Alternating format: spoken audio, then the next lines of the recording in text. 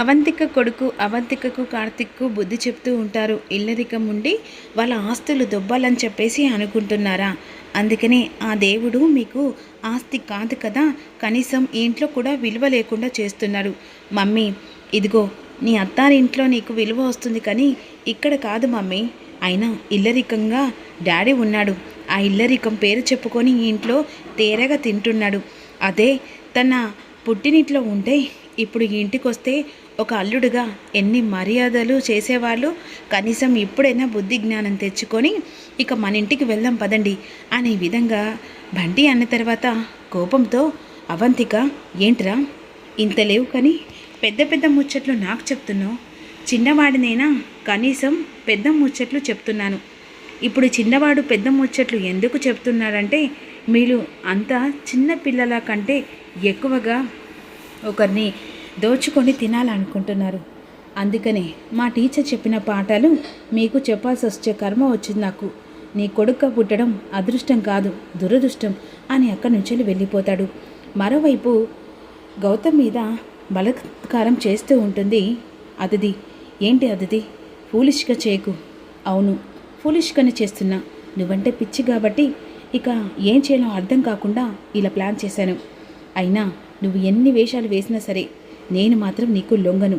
లొంగకపోతే ఏంటి? ఏదో ఒక రోజు ఈ చేత్తోనే నేను ముడుములు వేయించుకుంటాను కదా. ఏంటి పిచ్చి పిచ్చిగా మాటలు మాట్లాడుతున్నావు? లేదు గౌతమ్, నీ మీద అపారమైన ప్రేమతో మాట్లాడుతున్నాను అనే విధంగా అంటుండగా ఈలోపు వెంటనే ఇక యామిని పోలీసులకు ఇన్ఫర్మేషన్ చేస్తుంది కదా. పోలీసులు వెంటనే గెస్ట్ హౌస్ దగ్గరికి వస్తూ ఉంటారు. మరోవైపు ఇక అతిథికి మెసేజ్ పెడుతూ ఉంటుంది. ఈలోపు యామిని పోలీసులకు ఇన్ఫర్మేషన్ చేసిన తర్వాత శ్రావ్య కిచెన్లోకి వెళ్తూ ఈ మాటలు వింటుంది. అంటే అన్నయ్యను ఎలాగైనా టార్గెట్ చేసి అన్నయ్య పరువు తీయాలనుకుంటున్నారా? ఇప్పుడు అన్నయ్యని కాపాడుకోవడం ఎలా అనే విధంగా వెంటనే వదినకి ఈ విషయం చెప్తే వదిన ఎలాగైనా కాపాడుతుంది అని వెంటనే పక్కకొచ్చి ఇక అహల్య ఫోన్కి శ్రావ్య ఫోన్ చేస్తుంది.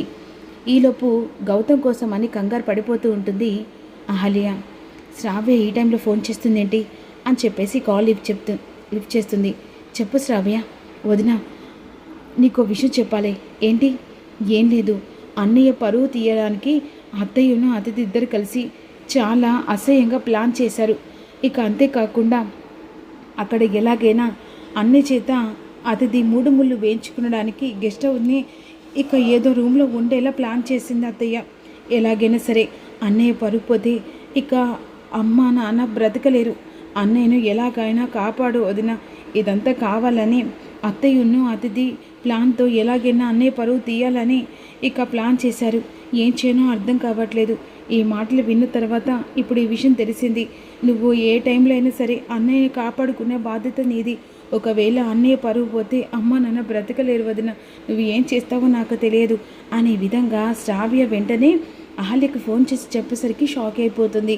మరోవైపు పోలీసులు వస్తారు. ఇక అక్కడ డోర్ కొడుతూ ఉంటారు. ఈలోపు యామిని కూడా ఆ గెస్ట్ హౌస్ దగ్గరికి వచ్చి అలా పక్క నుండి చూస్తూ ఉంటుంది. ఈ దెబ్బతో ఇక గౌతమ్ పరువు పోయినట్టే. మరోవైపు మీడియా కూడా ఫోన్ చేసి మీడియా వాళ్ళకి చెప్తుంది. ఇటువైపు మీడియా, అటువైపు పోలీసులు. డోర్ ఓపెన్ చేయండి, ఎవరైనా ఉన్నారా అని అడుగుతుండగా పైనున్న గౌతమ్ అతిథి ఇద్దరు కలిసి ఇక వాయిస్ వింటారు. ఇక అతిథి, ఫూలిష్గా చేయకు, ఎవరో వచ్చారు. లేదు గౌతమ్, ఈరోజు తాడో పేడో తేల్చుకోవాల్సిందే. నువ్వు ఖచ్చితంగా నన్నే ప్రేమిస్తున్నానని చెప్పు. అసలు అహల్య అంటే నీకు ఇష్టం లేదని చెప్పు అని అంటుండగా, అయినా లేని మనసు మీద నువ్వు ఇలా కొట్టుకోవడం, ప్రాణం పెట్టుకోవడం కరెక్ట్ కాదు. చెప్పను కదా, ఒకప్పుడు నువ్వు ఉన్నది వాస్తవమే. కానీ ఎప్పుడైతే అహల్య మెడ నేను 3 ముళ్ళు వేశానో నా మనసులో ఇక నా ఒళ్ళంతా ప్రతి అణువణువు నా భార్య అహల్య మాత్రమే ఉంది. పిచ్చి పిచ్చి ఆలోచన చేసి నీ జీవితాన్ని నువ్వే చేతులారా ఏదో చేసుకోవాలని చెప్పేసి ప్రయత్నించకు. లేదు, ఈరోజు తాడో పేడో తేల్చుకుంటాను. నువ్వు లేకపోతే నేనేం చేయాలనికైనా సిద్ధపడతాను. ఆఖరికి నా మానభంగం చేశావని కూడా సిద్ధపడతాను అనేసరికి గౌతమ్ కోపంతో అతిథి మీద చేయిస్తాడు. నువ్వు నన్ను కొట్టినా సరే, చంపినా సరే, ఈరోజు నేను దేనికైనా సిద్ధంగా ఉన్నాను నీతో అనే విధంగా అంటూ ఉంటుంది. ఈలోపు ఎవరైనా ఉన్నారా అనే విధంగా అంటుండగా ఇక అహల్య వెంటనే శ్రావ్య చెప్పినట్టుగా గెస్ట్ హౌస్ దగ్గరికి వస్తూ ఉంటుంది. డోర్ కొడుతూ ఉంటారు. వెంటనే ఈరోజు గౌతమ్ వచ్చి డోర్ తీస్తాడు. ఆ తర్వాత నా కూతురు బయటకు వస్తుంది, బలాత్కారం చేసిందని చెప్తుంది. అప్పుడు గౌతమ్ పరువు పోతుంది. పరువుకు ప్రాణం ఇచ్చే ఆ కుటుంబం ఏం చేయలేని పరిస్థితులలో ఇక నేను రచ్చ చేస్తాను. ఆ తర్వాత గౌతమ్ చేత నా కూతురు మెల్లో 3 ముళ్ళు వేయించుతాను. ఇదే కదా క్లైమాక్స్కి జరగబోయే సీను అనే విధంగా యామిని దూరంగా చూస్తూ డోర్ పోలీసులు కొడుతుండగా ఓపెన్ అనే విధంగా కోపంగా మాట్లాడుతూ ఉంటారు పోలీసులు. మరోవైపు మీడియా కూడా ఉంటారు. ఈలోపు వదులుతావా లేదా అని చెప్పేసి వెంటనే ఇక అతిథిని తోసేసి గౌతమ్ వస్తూ ఉంటాడు కిందికి. ఇక పోలీసులు డోర్ ఓపెన్ చేయండి, లోపల ఎవరున్నారని కోపంగా అంటూ ఉండగా ఈలోపు వెంటనే ఇక గౌతమ్ వచ్చి డోర్ ఓపెన్ చేసి బయటకు వస్తారు.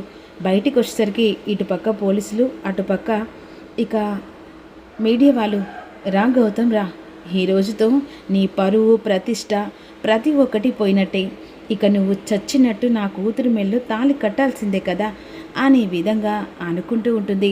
అదే సమయానికి అసలు మీతో పాటుగా ఎవరున్నారు, అసలు ఇక్కడ ఏం జరుగుతుంది, వ్యభిచారం జరుగుతుందా అంటే గెస్ట్ హౌస్ తీసుకొని ఇందులో మీ ఎంజాయ్ కోసం అని చెప్పేసి అనుకుంటున్నారా, అసలు ఇక్కడ మీరేం చేస్తున్నారు, మీతో పాటుగా ఇంకో లేడీ కూడా ఉంది కదా అని ఈ విధంగా పోలీసులు, మీడియా గౌతమ్ని ప్రశ్నల మీద ప్రశ్నలు కురిపిస్తూ ఉంటారు. ఇక మరోవైపు అతిథి ఈ దెబ్బకి పోలీసులు వచ్చారు, అటువైపు మీడియా. ఇక నేను ఒంటి నిండా బట్టలు లాగేసుకొని ఈ గౌతమ్ నన్ను బలాత్కారం చేసిందని కాస్త ఓవర్గా మాట్లాడితే పోలీసులు అటు మీడియా పరువు పోయిందని బాధతో నా మెల్లో కాసేపట్లో 3 ముళ్ళు పడతాయి. ఇదే కదా జరగబోయే ఊహించిన ట్విస్ట్ అని అతిథి అనుకుంటూ ఉంటుంది. ఇక వెంటనే లోపల ఎవరున్నారు అని అంటుండగా, అది కాదు సార్, ఇక్కడ పేషెంట్ ఉన్నాడని వచ్చాను అని గౌతమ్ చెప్తుండగా, పేషెంట్ కాదు, మీ జల్సాల కోసం ఇక్కడికి వచ్చారని అర్థమవుతుంది, ఒక ఆల్రెడీ కంప్లీట్ వచ్చింది అని విధంగా డోర్ తీసేసరికి, ఏంటి సార్ ఏం కంప్లీట్ వచ్చింది, ఇక్కడ నేను నా భర్త ఉన్నాం అనేసరికి షాక్ అయిపోతుంది అక్కడ యామిని. అసలు నా భర్తతో కలిసి నేను గెస్ట్ హౌస్ దగ్గరికి వస్తే దానికి మీ ప్రాబ్లం ఏంటి, అయినా మేమిద్దరం భార్య భర్తలం, కాసేపు ఇక ఇలా చల్లని వాతావరణానికి నా భర్తతో కలిసి ఇక్కడ గెస్ట్ హౌస్ దగ్గరికి వచ్చాం, అంత మాత్రాన మీకు కంప్లైంట్ ఇవ్వడమేనే, ఆ కంప్లైంట్ చూసుకోకుండా వచ్చి అరెస్ట్ చేయడమేనా అని అహల్య అంటూ ఉంటుంది.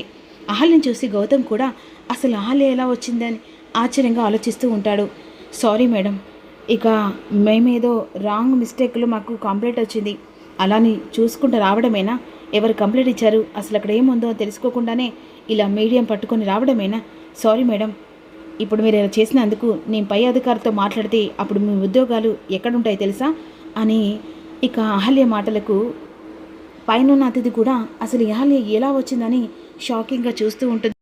సారీ డిస్టర్బెన్స్, ఎవరో మాకు అన్మోల్ నెంబర్ నుంచి కాల్ చేసి ఇక్కడ విభజన జరుగుతుందని చెప్తేనే వచ్చాం మేడం, సారీ అని చెప్పేసి అక్కడి నుంచి వెళ్ళిపోతారు.